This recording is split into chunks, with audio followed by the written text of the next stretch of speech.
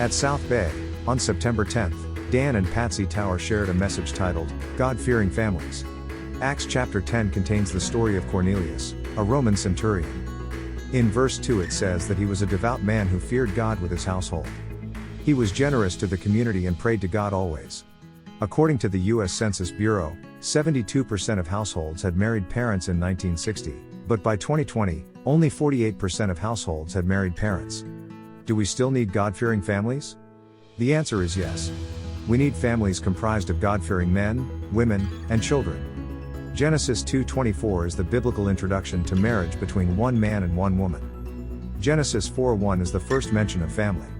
This is a short list of tips to have a successful, God-fearing family. Play together. Forgive generously. Love other members no matter what. Spend time together. Hold regular family worships in the morning and evening. Author Ellen White wrote in 1899 that one well-ordered, well-disciplined family tells more in behalf of Christianity than all the sermons that can be preached.